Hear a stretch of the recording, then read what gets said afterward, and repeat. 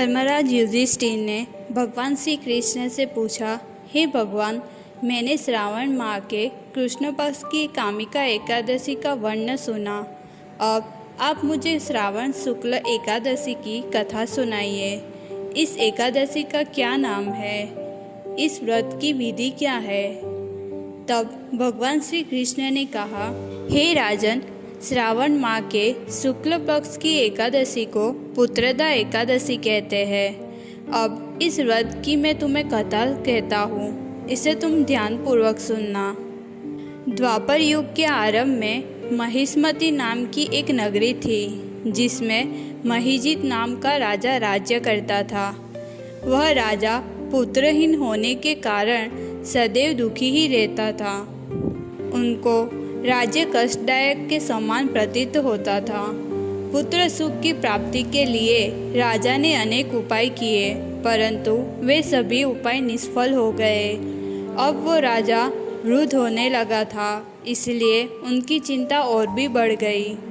एक दिन राजा ने प्रजा के प्रतिनिधियों को बुलाया और कहा, हे प्रजाजनों, मेरे खजाने में अन्याय से उत्पन्न किया हुआ धन नहीं है। न मैंने कभी देवताओं तथा ब्राह्मणों का धन छीना है।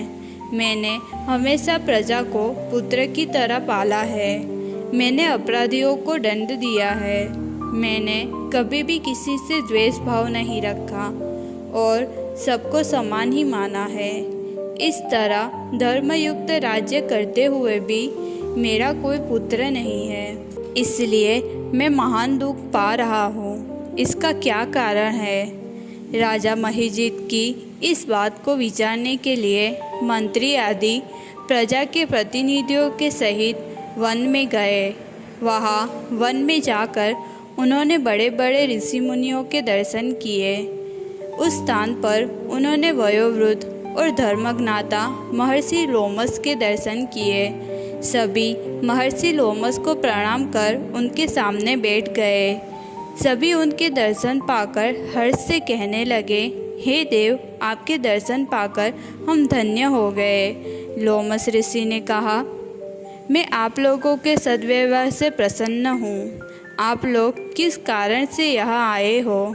मैं आप लोगों का कार्य अपनी शक्ति के अनुसार अवश्य करूँगा, क्योंकि मेरा शरीर परोपकार के लिए ही बना है। लोमस ऋषि के वचन सुनकर सभी मंत्री बोलने लगे, हे महर्षि, आप हमारी बात जानने में ब्रह्मा से भी अधिक समर्थ है, अतः आप हमारे इस संदेह को दूर कीजिए। महिष्मतिपुरी का धर्मात्मा राजा महिजित प्रजा का पुत्र के समान पालन करता है, फिर भी वह पुत्रहीन होने के कारण दुखी है। हम उस राज्य की प्रजा है, अतः हम भी उनके दुख से दुखी है। आपके दर्शन से हमें पूर्ण विश्वास है कि हमारा यह संकट अवश्य दूर हो जाएगा, क्योंकि महान पुरुषों के दर्शन मात्र से अनेक कष्ट दूर हो जाते हैं। अब आप कृपा करके राजा के पुत्र होने का कोई उपाय बताइए। यह बात सुनकर ऋषि ने थोड़ी देर के लिए नेत्र बंद किए और राजा के पूर्व जन्म का वृत्तांत जानकर कहने लगे कि यह राजा पूर्व जन्म में एक निर्धन वैश्य था। निर्धन होने के कारण इसने कई बुरे कर्म किए। यह एक गांव से दूसरे गांव व्यापार करने जाया करता था। एक समय ज्येष्ठ मास की कृष्ण पक्ष की द्वादशी के दिन मध्याह्न के समय वो 2 दिन से भूखा था। तब एक जलाशय पर जल पीने गया। उसी स्थान पर एक ब्याही हुई प्यासी गौ जल पी रही थी। राजा ने उस प्यासी गाय को जल पीते हुए हटा दिया और स्वयं जल पीने लगा। एकादशी के दिन भूखा रहने से वह राजा हुआ और प्यासी गौ को जल पीते हुए हटाने के कारण पुत्र वियोग का दुख सहना पड़ रहा है।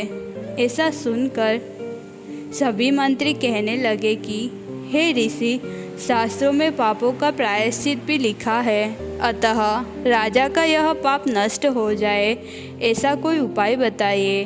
लोमस ऋषि कहने लगे कि श्रावण की शुक्ल पक्ष की एकादशी को, जिसे पुत्रदा एकादशी भी कहते हैं, तुम सब लोग यह एकादशी का व्रत करो और रात्रि को जागरण करो, तो इससे राजा का यह पूर्वजन्म का पाप अवश्य नष्ट हो जाएगा।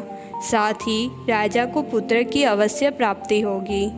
लोमस ऋषि के ऐसे वचन सुनकर मंत्रियों सहित सारी प्रजा नगर को वापस लौट गई और जब श्रावण शुक्ल एकादशी आई तो ऋषि की आज्ञा अनुसार सबने पुत्रदा एकादशी का व्रत और जागरण किया। इसके पश्चात द्वादशी के दिन इसके पुण्य का फल राजा को दिया गया। उस पुण्य के प्रभाव से रानी ने गर्भ धारण किया और प्रसव काल समाप्त होने पर उसे एक बड़ा तेजस्वी पुत्र को उसने एक बड़ा तेजस्वी पुत्र को जन्म दिया। इसलिए हे राजन, इस श्रावण शुक्ल एकादशी का नाम पुत्रदा पड़ा। अतः संतान सुख की इच्छा हासिल करने वाले मनुष्य को इस व्रत को अवश्य करना चाहिए। इस व्रत को करने से मनुष्य पापों से मुक्त हो जाता है और इस लोक में संतान सुख भोग कर परलोक में स्वर्ग को प्राप्त होता है।